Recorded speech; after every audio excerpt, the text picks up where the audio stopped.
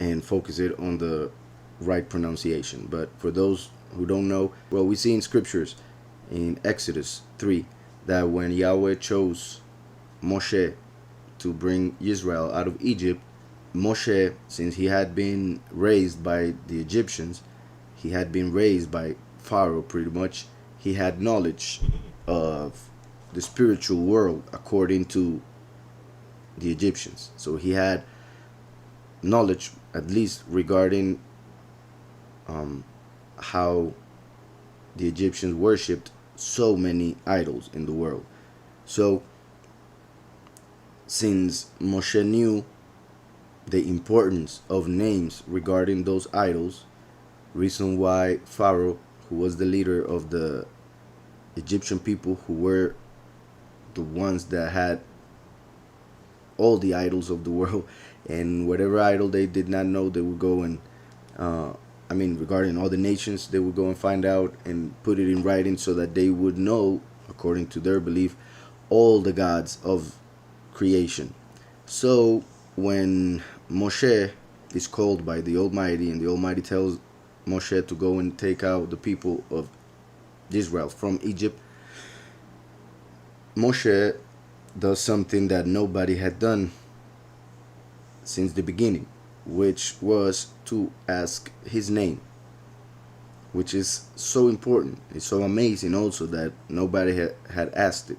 Now, as I have explained, also because of certain things we read in Genesis, for instance, when it comes to, when it says that in the time of Enosh, the son of Adam, or one of them, and I mean from Adam came Seth and then Enosh, that in his time people began to invoke the name of Yahweh. That's how it is written. And there are two ways to explain that. One is the Jewish way, in which they say that what it means is that they actually began to pray. They began to look for the name. They began to look for his presence, which is represented by his name. So that's why it is written that way.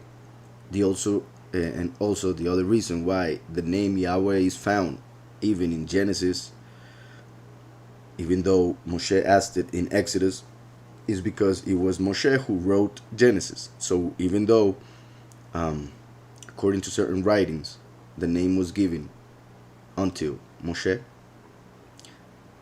before that,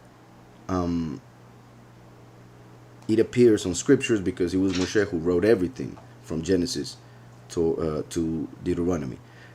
The other opinion, or the other possibility, is that the Almighty did give the name Yahweh to Adam, or Seth in this case, and Seth taught it to his son, and that's why they would have begun to preach or teach the name, invoke the name in prayer.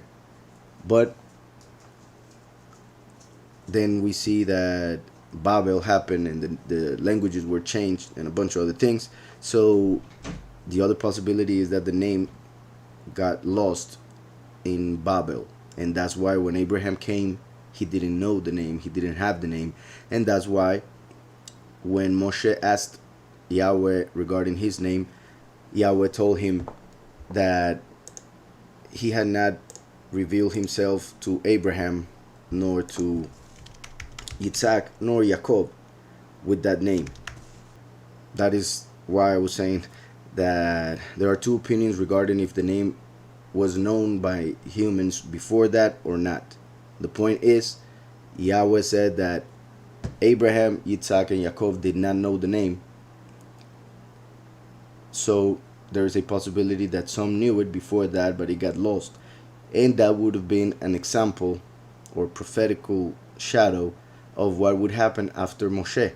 Because even though Yahweh revealed himself to Moshe and gave him his name, then we see that through history, the Pharisees, the priests of the moment, decided that it was better to hide it.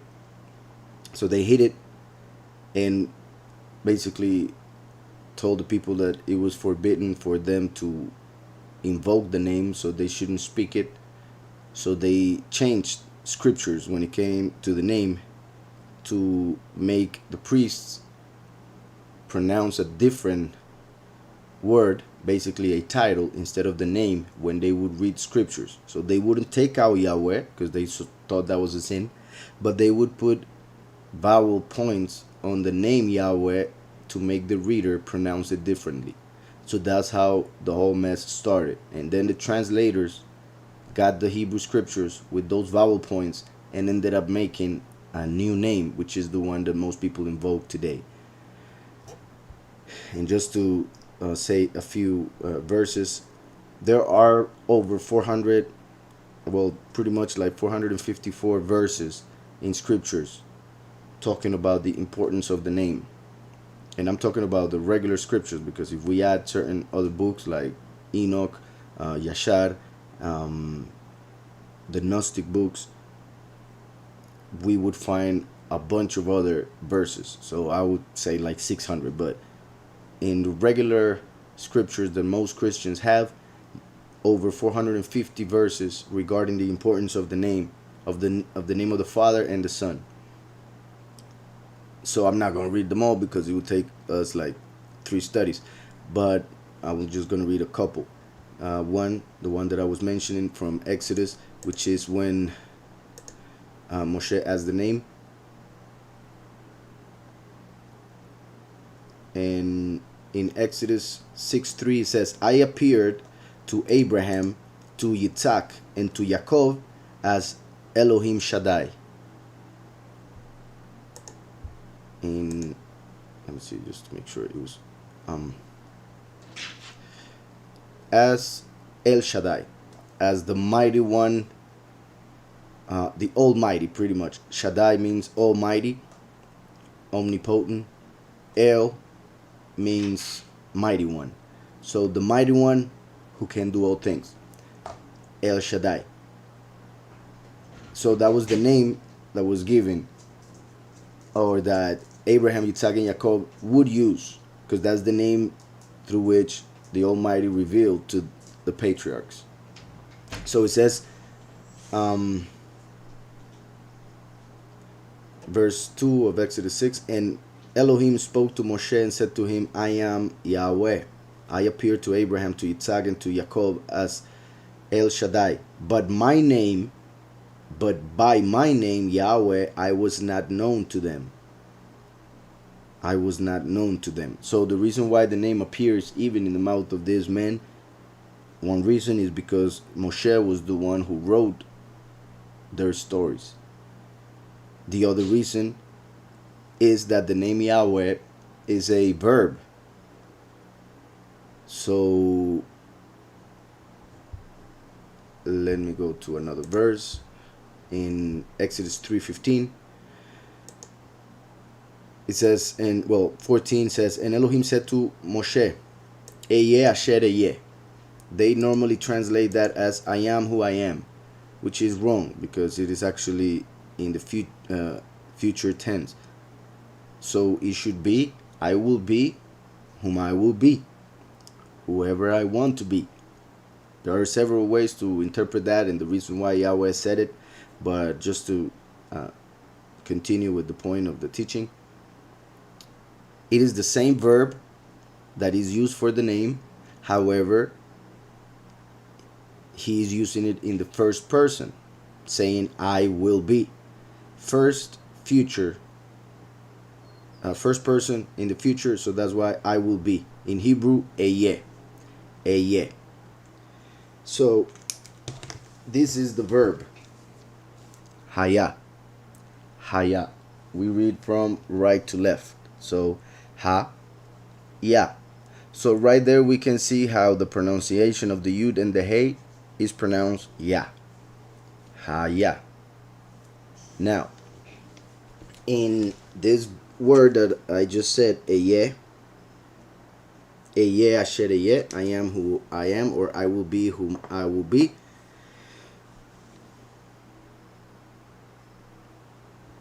We have that it is this, Eyeh. Eyeh. Some people pronounce that as Ayah.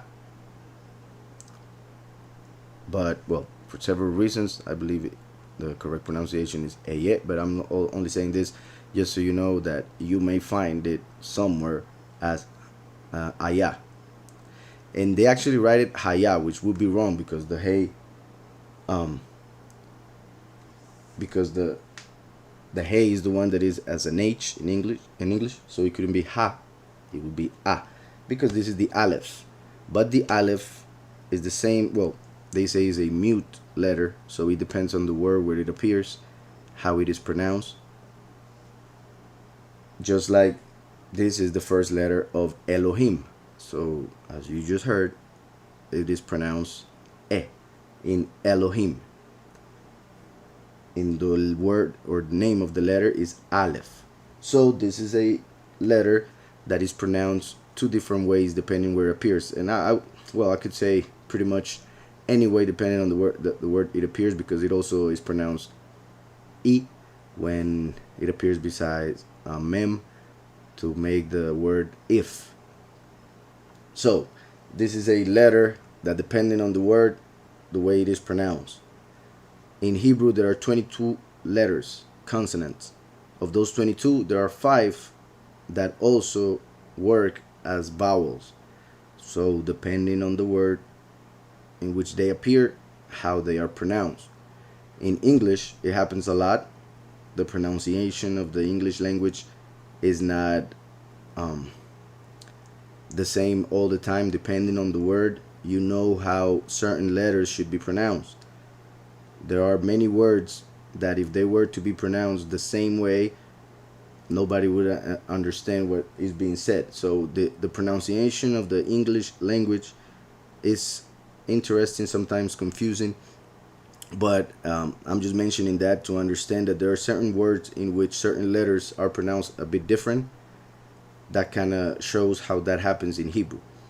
When it comes to, for instance, Spanish, which I will use that for a moment just to explain, the vowels, in and hopefully I'm not taking too much time. In English, the vowels are pronounced A, E, I, O, U. But in Spanish, they are a little bit simpler, which is A, E, I, O, U. My point is that in English, they become pretty much syllables, like A, I, EU. So you could form those 3 letters with 2 letters. In Spanish, each vowel is pretty much just one sound. A, E, I, O, U. So that's why I want to explain that, because when I explain the pronunciation in Hebrew, that is going to help. Since in Hebrew, that part of the pronunciation of the letters is a lot like Spanish. There are some certain letters in Hebrew that are pronounced more like they would be pronounced in Spanish. That's why I am mentioning the vowels. So the Aleph, depending on the word, will be pronounced as almost any of this, depending on the word. But the most common of the Aleph is the A and the E, pronounced as A and E. So that's why some say Haya, some say Eye. I repeat, I believe for several reasons that it should be Eye. That means that this pronunciation changes when you add this letter, goes from Haya, which is the verb, to Eye once you do it in the first person future. Since this is the first letter of the alphabet, is used for the first person. And since it is for something that has to happen in the future, is added at the beginning to show that it is something that hasn't happened yet. When the word is past, the letter is added at the end to show that it has already happened. When the word is present, there is a vav, which is a nail, that is added in the middle to basically put that word in the present time. So in Exodus 3:14, it says, "And Elohim said to Moshe, Eye asher Eye, and he said, Thus you shall say to the children of Israel, Eye has sent me to you. Moreover, Elohim said to Moshe," and this is key, "Thus you shall say to the children of Israel, Yahweh Elohim of your fathers, the Elohim of Abraham, the Elohim of Yitzhak, the Elohim of Jacob has sent me to you.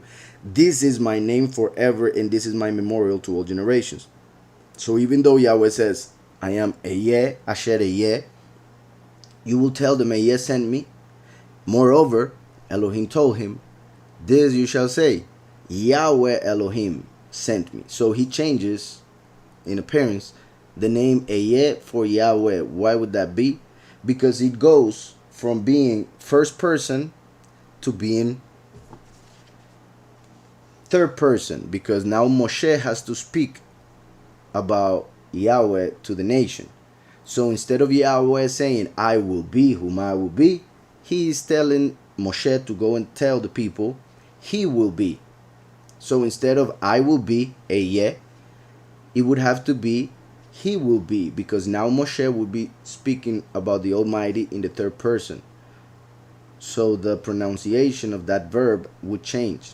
And that's why Yahweh told something extra to Moshe, saying, go tell them Yahweh is my name forever and ever. So even though he said in the previous verse, you shall say to the children of Israel, Yeh has sent me to you. Moreover, Elohim said to Moshe, thus, so this is the way that you should say it. Thus you shall say to the children of Israel, Yahweh, Elohim of your fathers, Elohim of Abraham, Elohim of Yitzhak, Elohim of Jacob. Elohim is a title that means mighty ones. So pretty much is saying Yahweh, who is the mighty one of your fathers, the mighty one of Abraham, the mighty one of Yitzhak, the mighty one of Jacob has sent me to you. This is my name. This is my name. He didn't say that when he said Yeh, because there are a lot of people that say, no, that is his name, Yeh. So they say Haya. But we see that Yahweh added something, changing the pronunciation to the future third person, because Moshe would have to speak about him, and then the rest of the world would have to invoke his name in the third person. So that's why Yahweh said his name, Yahweh, and then said that one would be his name forever and ever, for all the generations. And as we read in the book of Malachi, Yahweh does not change. Yahweh does not change. And so if Yahweh does not change, and he said that his name would be the same forever, then we have confirmation by two witnesses that the name should remain the same until the end. And nobody could say nothing, as they do when they say that it doesn't matter, for instance, or that he knows their heart. If he knows their heart, he knows that they don't want to make that little effort of knowing his true name and calling him through that name, to respect him as the creator of all, and best of all, our Father. So when he did that change, this Haya, I will write it right here, became this. So as you can see, this is the verb Haya, which is he was. That's what it means. So then Yahweh tells him that his name would be forever. I'm trying for the light not to bother the... I hope you can see it well. So here we see that it's pretty much as if you would take this first hey and then add a vav and a hey. It's pretty much what is happening. But just to explain real fast, this is the name as written in Hebrew. Yud hey vav hey. The Yud is for the male third person in the future. So we see there that Yahweh presents himself as a male, because he is the head of all creation. Then, as I already explained, these two letters are pronounced Yah, as in Haya, and as in Eliyah, and a bunch of other prophets. So Yah, as also in the Psalms, David calls Yahweh by this title, Yah. Actually, the name Yahweh, as you can see, has 4 letters, so it can be separated in 2 and 2, and that represents the 2 manifestations of Yahweh on earth, first and last. So that's why in Psalms David would pronounce Yah, because he would invoke Yahweh through the first, being David a representation of the last. First and last, Yahweh. So it should be clear that these first two letters are pronounced Yah, just as it should be very clear that these three are pronounced Yahu, Yahu. That's why when you look in a concordance, you will see that the name of Isaiah was Yeshayahu. The name of Jeremiah was Yirmyahu. The name of Elijah was Eliyahu, etc., etc., etc. So Yahu is the pronunciation of these three letters whenever they appear, wherever they appear. However, the Jewish people changed it. For instance, not calling Eliyahu anymore like that. For instance, calling him Eli back in the day. And that's why when Yahushua was on the tree, dying on the cross, he said, Eli, Eli, lama sabachthani, and they thought he was calling Elijah, because they followed those prohibitions of the Pharisees not to pronounce Yahu. So these three letters are Yahu, and you can also check it nowadays through the name of the Prime Minister of Israel, whose name is Benjamin Netanyahu. And if you look at his name in Hebrew, you will see that the Yahu of the end of Netanyahu is these three letters, Yahu. So there are many examples to know and show why and how these three letters are pronounced Yahu, Yahu. So the issue now in days with certain people is that they are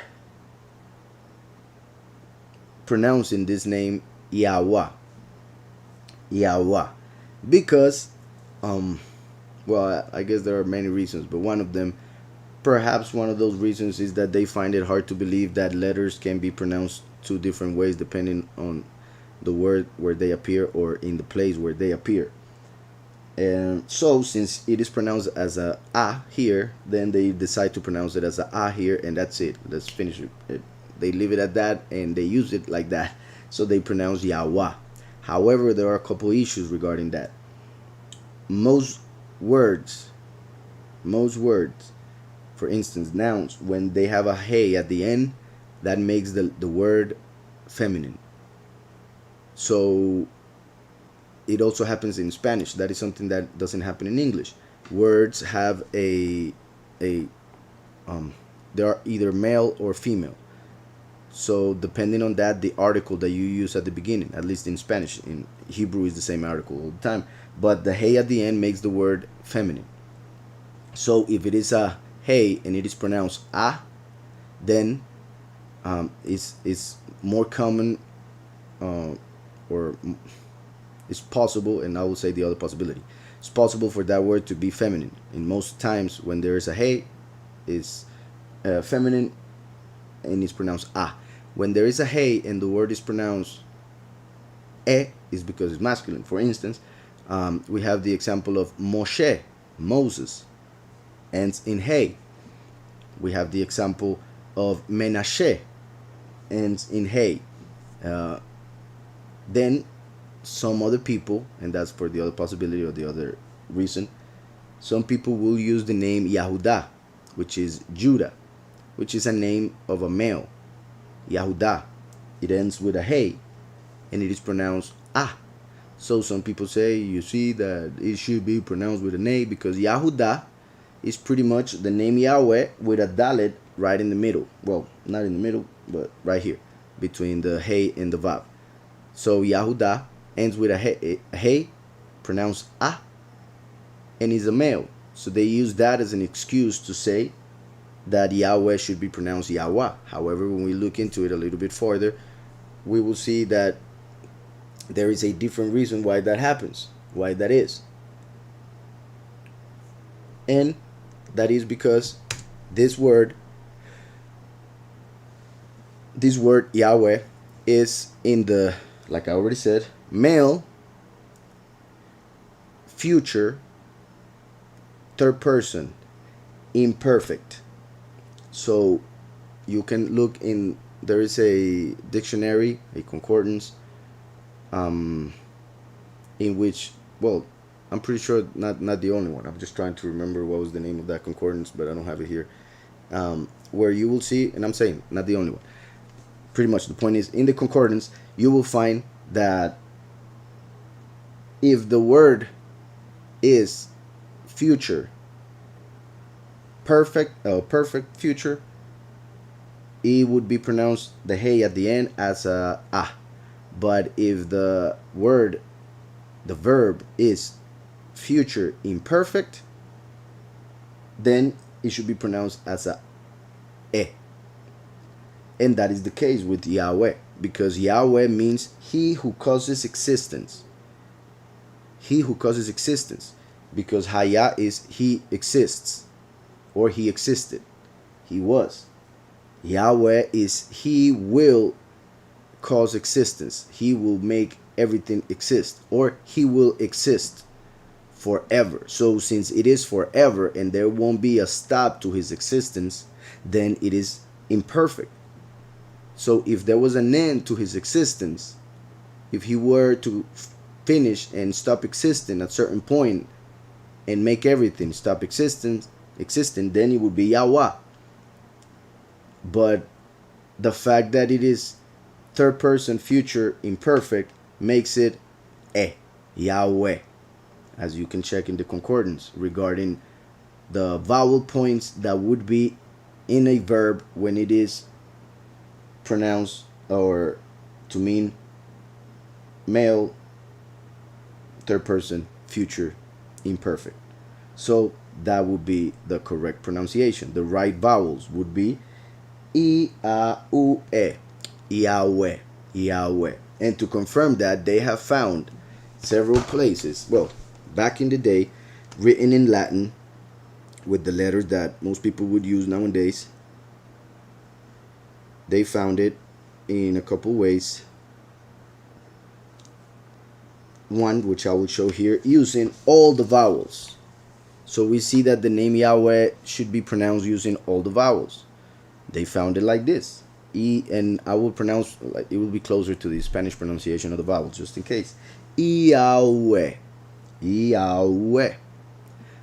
They found it written in Latin back in the day, a couple places, with only vowels. And then, if you go ahead and read the books of Josephus, the historian, Jewish historian, you will find that he said that, if I'm not mistaken, War of the Jews, in that book, he has a couple, that the name Yahweh, which was the name that the Jewish people didn't pronounce, only the high priest one day at a year within the most set apart place so that nobody could hear him, only he would pronounce the name there hidden one day a year, and that name was forbidden to be spoken. So Josephus himself, who wasn't a true believer, says that he will avoid saying the name, but he will explain it, and the way he does it is saying that it is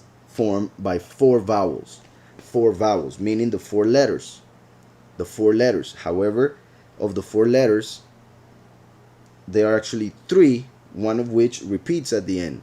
So there are three letters, three consonants, one of which repeats. But he said four vowels, meaning that the four letters are pronounced as vowels. The four letters are pronounced as vowels.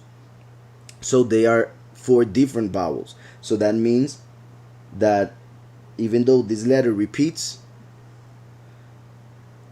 its pronunciation is different when it does repeat. Also, like I said,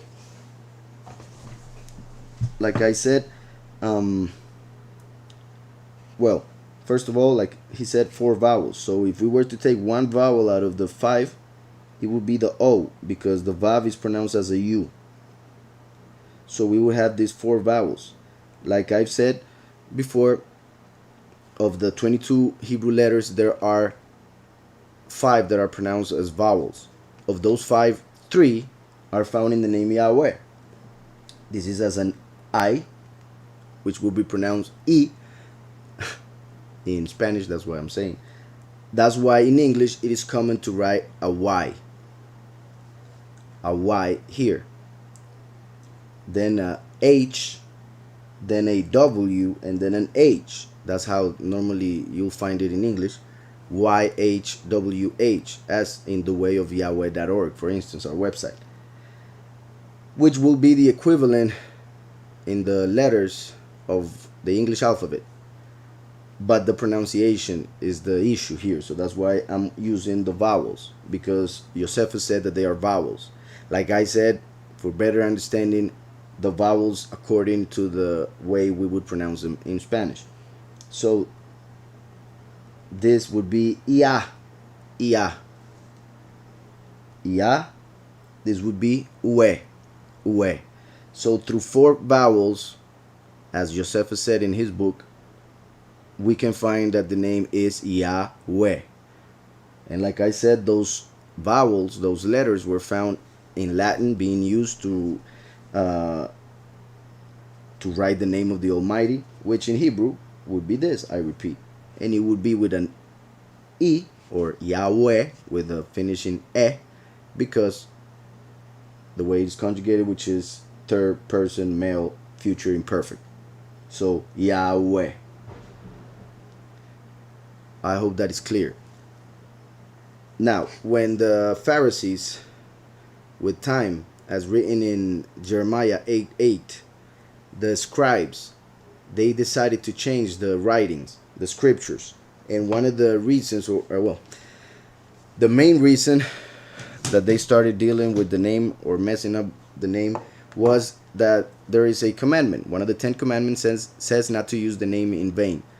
So the priests, seeing the people as vain, thought that it was pointless for them to have the name because they would only use it for sinning. So they thought that the people were sinners, being themselves sinners. But my point is that they took away from the people the free will that Yahweh gave us. The commandments are about free will. You can do whatever you want, but you should do this and that. But the priests, thinking that the people weren't able to fulfill the commandments, they decided to take the name away from them so that they wouldn't break that commandment. However, by taking away the name for them not to break the 3rd commandment, what they were doing was actually make them break a bunch of other commandments, because the name is the key of knowledge, as written also in Luke 11. The name is what allows us to connect with the Almighty through prayer when we invoke the name. It's like a telephone number. We call on that name and he answers. If we call on a different name, somebody else will answer. And that is why Yahweh told us not to have idols, which is the 2nd commandment, but to have his name, which is the 3rd commandment. That's why he said that he would build a temple to place his name in that temple, not to place an image, but his name. But people don't care about the name. They want images. They want, emotions. They want feelings and a bunch of other things that have nothing to do with truth, which is sad. So the priests, what they did, they told the scribes, and this is when it got worse is in the time of the Greek Empire, when Antiochus, who is a representation of the beast, basically prohibited them from using the name, keeping the Shabbat, circumcising their children, and reading Torah.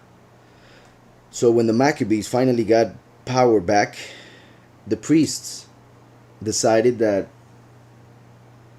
the forbidden, the name was a good idea. So they decided to keep the name hidden from the people right after that.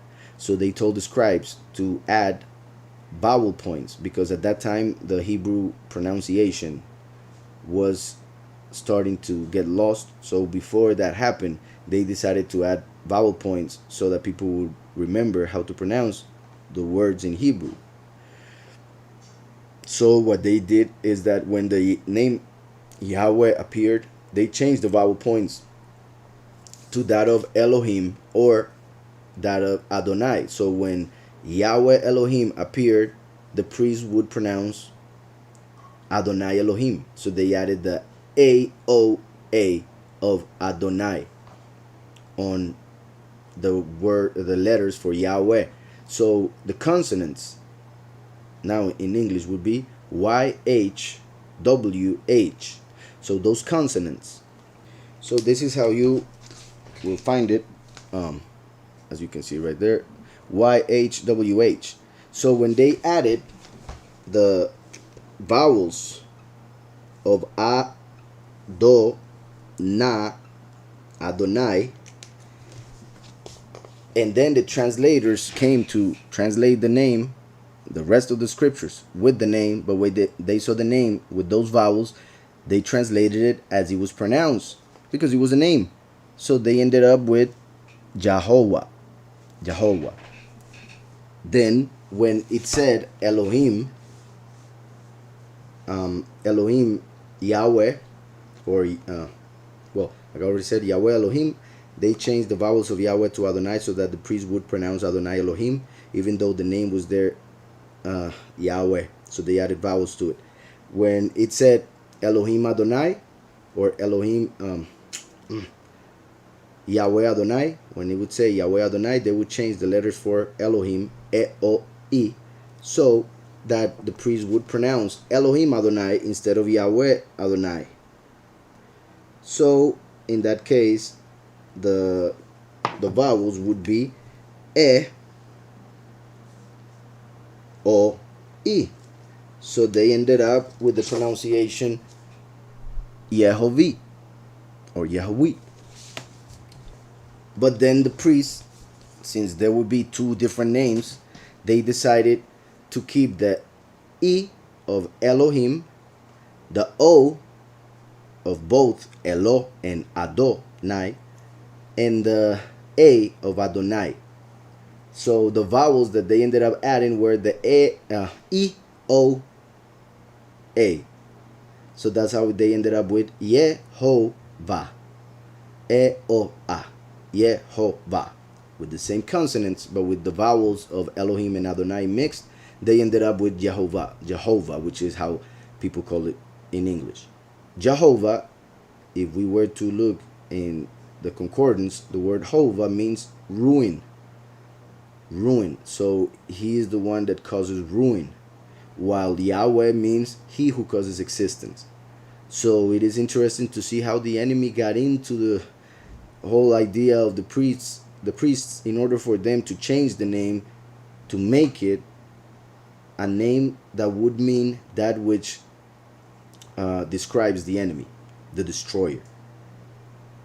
So the consonants of Yahweh with the vowels E, O, A made the translator write Jehovah. And then in the 17th century, the I received a hook under it and it became a J, and it received this new sound, and that's where people got the Jehovah instead of Yeh.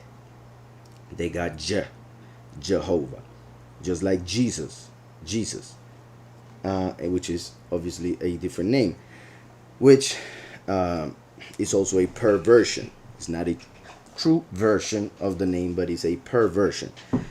So after the priests, they prohibited the people from pronouncing the name. The name got lost. Then Mashiach came to the world and he taught the name. He spoke about the name. And he said that he would teach it again. So he said that he would come twice to teach the name. Christians are not expecting anything regarding the name. They're not expecting anything regarding Messiah coming to earth. They're only expecting passing by and taking him away. But he said that he would come and teach it again. Just a second.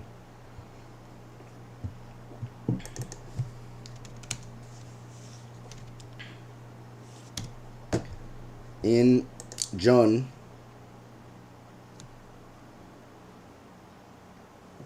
17:6, it says,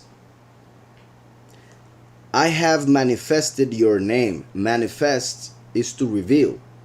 So it would be as saying, I have taught your name. I have revealed to them what is your name. So John 17:6, I have manifested your name to the men whom you have given me out of the world. They were yours. You gave them to me, and they have kept your word.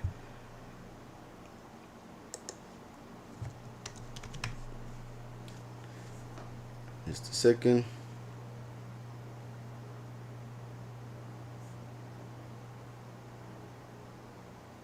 In the same chapter 17 of John, verse 26, he repeats, and I have declared to them your name. Why would Yahushua have to declare the name of the Almighty to the disciples?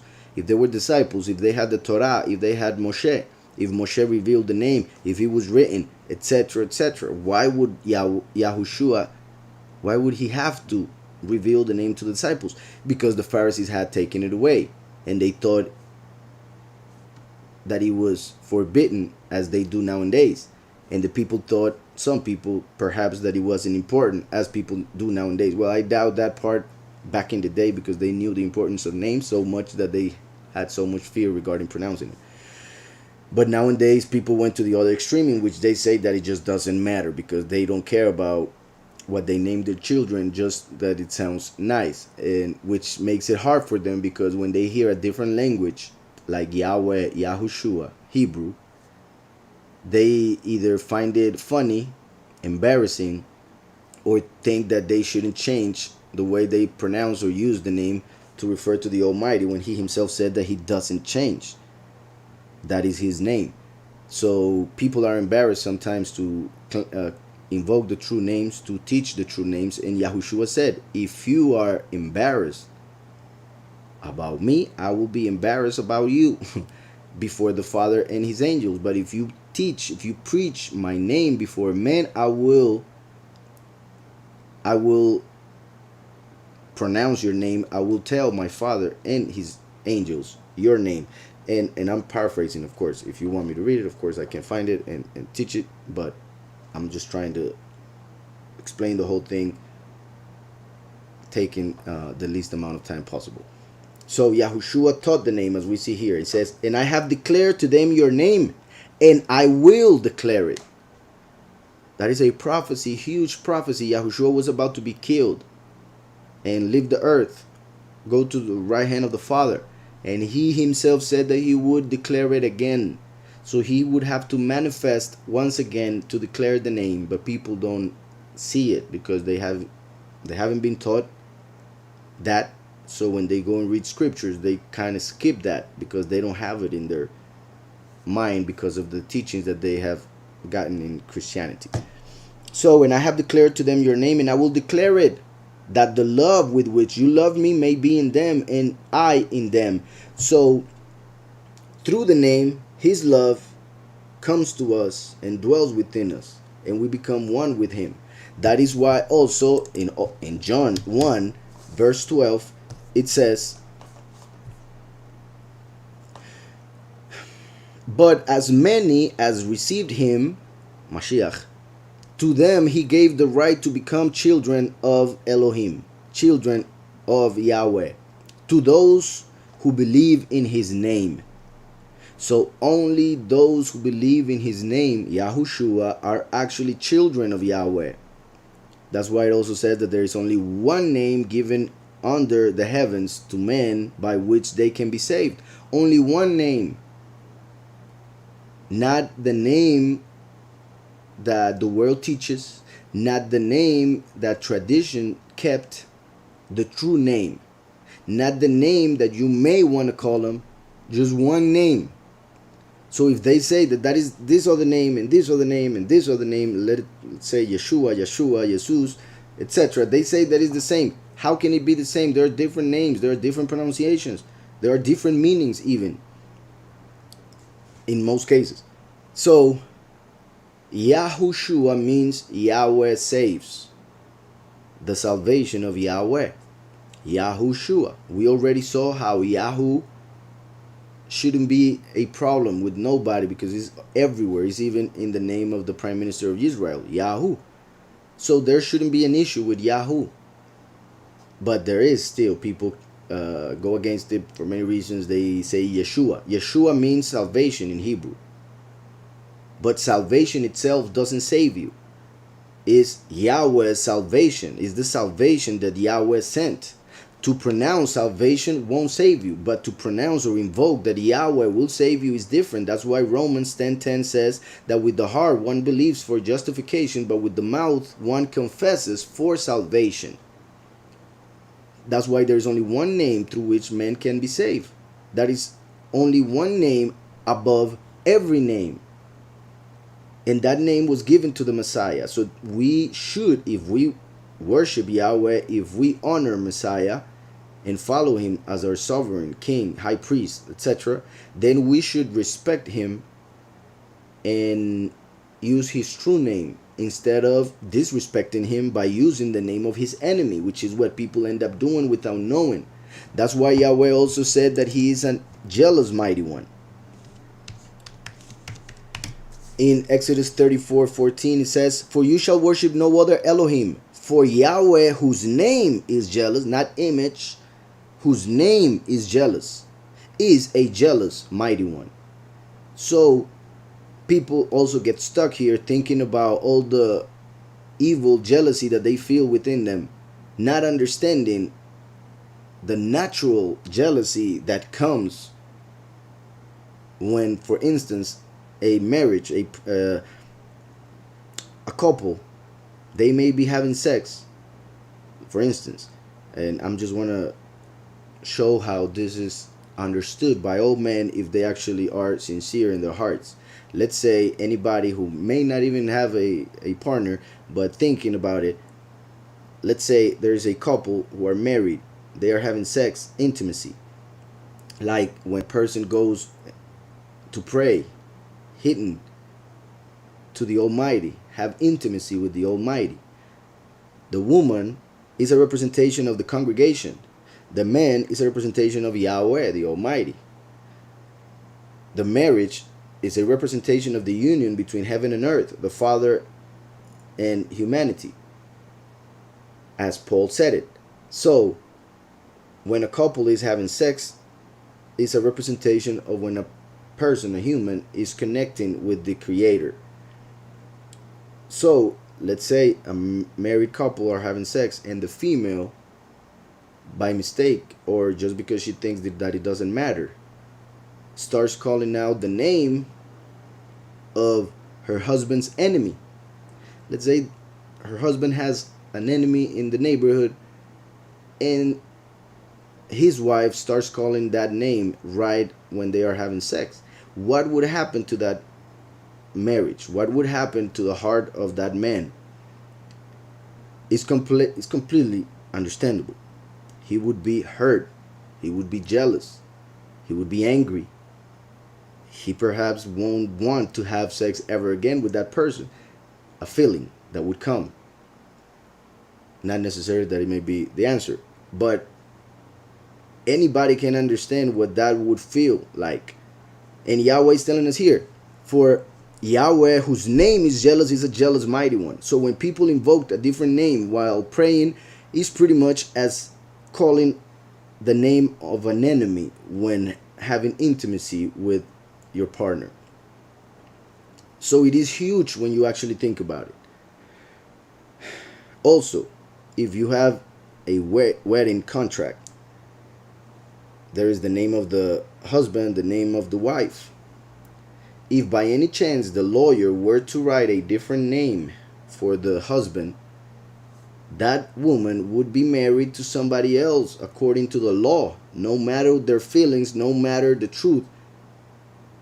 In writing, the contract is what matters. According to the law, she would be married to somebody else, the name that was written in that contract. That's why the enemy decided to write in scriptures his own name for people to invoke him instead of the Almighty Creator, Yahweh. Because the scriptures are the contract, the covenant that Yahweh made with humanity. So the enemy, through the scribes, decided to write his own name so that people would make a covenant with the enemy instead of their Creator. This is very important also. Jehovah, like I already said, can be translated as behold, ruin. Jesus can be translated in different ways, depending on how you pronounce it, because English, Jesus, Spanish, Jesus. So it can be translated as the vision of Zeus. God is Zeus in Greek. Also in Hebrew, behold the horse, as in the Trojan horse, through which the enemy is entering and destroying those who claim to believe. And in Latin, Jesus would be pig of the earth. Pig of the earth, which is a representation of the abomination of desolation spoken of by Daniel the prophet, who is to appear in the end times as the false Messiah and whom people will accept. It is funny that the Greek emperor sacrificed a pig in the temple of Yahweh, and they called it the abomination of desolation. So isn't it interesting that Jesus in Latin means pig of the earth? When the Messiah came, he spoke and taught the name of Yahweh, and people didn't like him for that. Well, the priests, they were against it. There is a book called the Toldot Yeshu, in which they, the Jewish people who did not accept Messiah, when I say Jewish, I don't mean Yahudim, I don't mean Israelites, I mean Jewish, those who people know as Jewish. They turned the name Yahushua into a curse. Actually, they, and I'm gonna go second.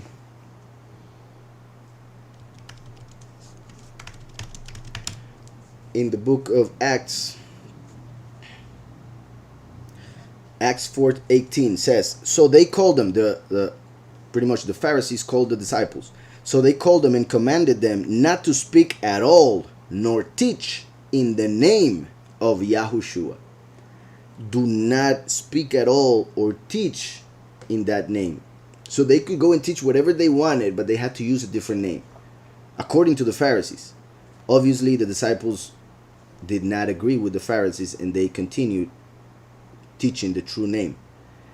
Acts 5:28 says, saying, did we not strictly command you not to teach in this name? So that means that they kept doing it, and the Pharisees were angry and told them, but I thought we told you not to do it, which is completely dumb for the Pharisees to do or expect. Acts 5:28 saying, did we not strictly command you not to teach in this name? And look, you have filled Jerusalem with your doctrine and intend to bring this man's blood on us. Right after they said that his blood may fall on them and their children, now they are blaming the disciples for it. That's hypocrisy to the fullest, which is the leaven of the Pharisees that Yahushua told us to watch for. So we see in Acts twice, and if you continue reading, the whole context is very interesting if you want to do it later, that the Pharisees forbid the disciples to speak or teach on the name Yahushua. So they switched it from Yahushua in the Toldot Yeshu, where they say that he entered the most set apart place, which they call Holy of Holies, and got the name of the Almighty and wrote it on his thigh. And through the pronunciation of the name of the Almighty, he was able to do all the miracles. That's what they say in their Toldot Yeshu. And they say that once there was one moment when the name got erased from his thigh, so he forgot the pronunciation, which is obviously dumb, but that's what they teach.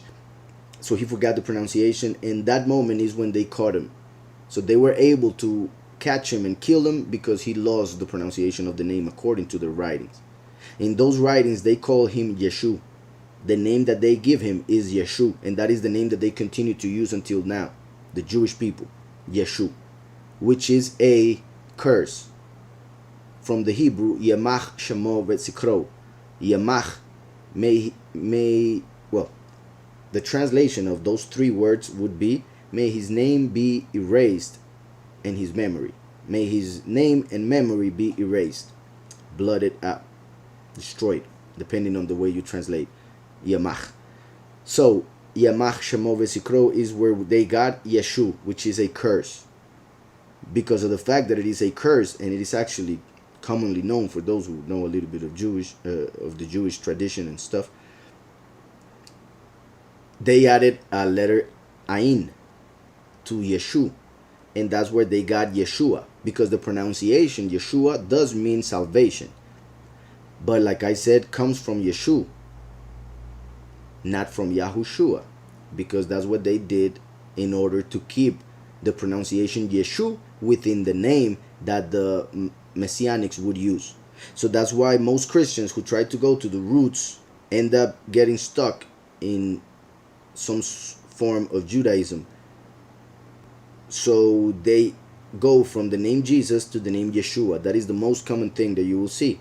Most people use Yeshua because that was pretty much the third change that the Pharisees made to the name of Messiah, the original. So the original name Yahushua is found throughout scriptures. Yahweh placed his name in the Torah through the successor of Moshe, whose name was Yahushua, but they switched it to Joshua. And also he gave that name to the high priest of the time of Zechariah. The successor of Moshe was born with the name Hoshea, but Yahweh added a letter to the name, and he turned it into Yahushua. The name of the high priest of Zechariah's time was Yeshua, as we see in the writings. But in Zechariah, Yahweh added a letter and turned it into Yahushua, because there is one, like I repeat, one thing is salvation by itself, and one thing is Yahweh giving that salvation. Yahushua, Yahweh saving. So that's why Yahweh gives us those examples and many others throughout scriptures for us to know that the name of the Messiah would be Yahushua. So there are many proofs of this in scriptures. There shouldn't be an issue with the first three letters, Yahu, but there is, because the Pharisees made a change.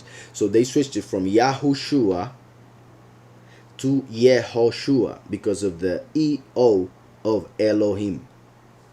So E-O, Yehoshua. And that's how you will find it in the concordance. So that is almost positive, the fact that you'll be able to find that the name Jesus is not the name at all. In the concordance, you go and look for the name Jesus, which is a dictionary of all the words that are found in scriptures. You'll find Jesus in the Greek part. 2424 is the number of the word, and he will say that it is of Hebrew origin, and he will say that the true pronunciation is Yehoshua.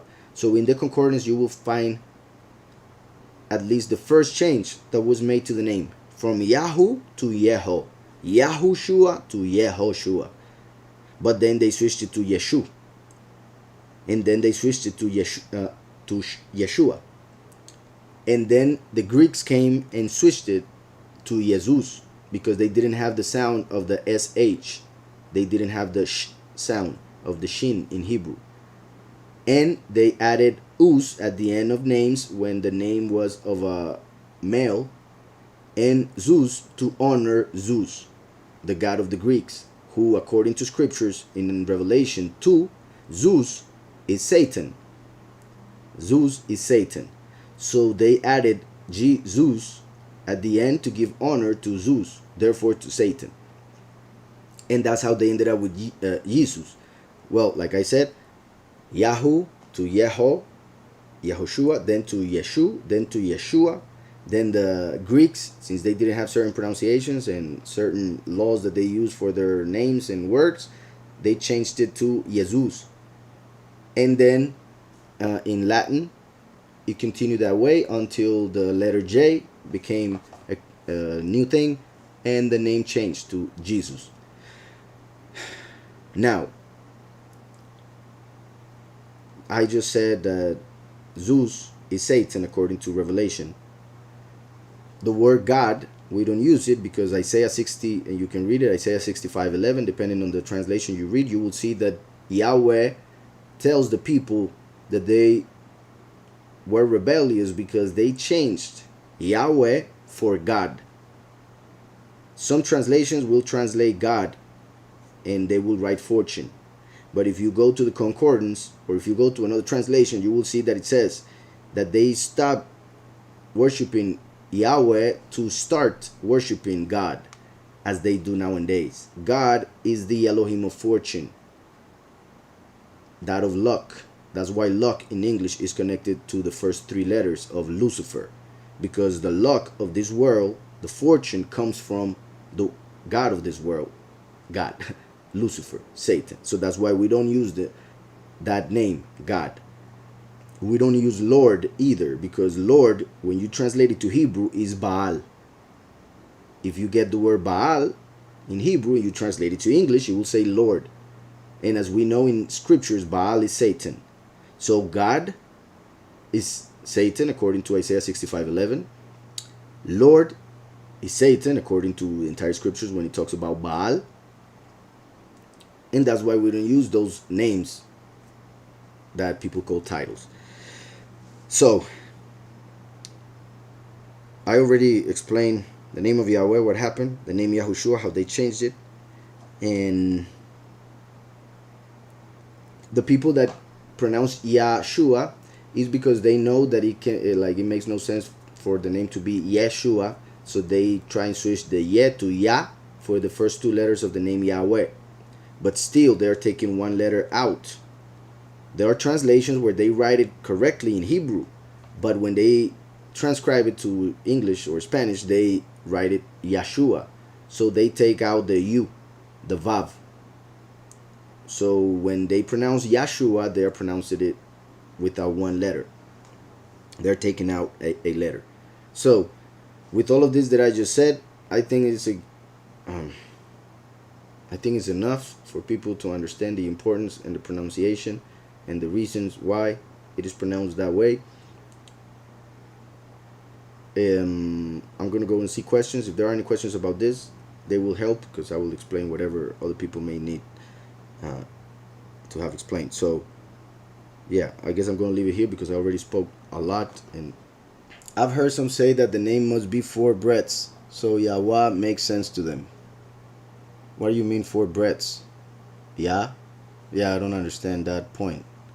And even when I try to understand it, I only see 3 breaths in Yahweh. Yeah, actually I could say 2, because the first is from Yah, but I guess they say Yahuwah or Ah. But yeah, I'm not understanding the point, honestly. I don't see 4 breaths there, and I don't understand why. I mean, where do they get that from? My point is, I don't see that as an argument. Perhaps I'm not understanding the argument. Then it says, you could say that modern day Jews have the same spirit as the Jews of Yahushua's day. Therefore, in a way, they are children of those Jews, but in the flesh are unrelated. Some of them, not all of them, because a lot of the Jewish people nowadays are not Israelites. But in the time of Yahushua, there were still a lot of Israelites among them who rejected Messiah. So there are some who are descendants of those Pharisees, but most of the Jewish people of nowadays are not even Israelites. Actually, by the time of Yahushua, there were already some Edomites who had converted to Judaism, who were not Israelites of the flesh, but were considered Jewish people. And that started to become more and more common with time. But they do have the same spirit, that's for sure. I meant 2 breaths. Okay. Okay, so 2 breaths. You also get that with Yahweh. Yahweh. I mean, the letter Hey is the breath. It's just if there's a vowel or a E vowel before the actual breath or the actual H. Because the letter Hey is as an H, but depending on the word, it's pronounced with a vowel before it. So it could be ah or it could be eh. Still, there's breath coming out of your mouth. So, hopefully, this explanation will be clear enough. As you guys know, this is a very important subject, and I could speak about this for a long time, simply because I love the subject and I'm very passionate about it.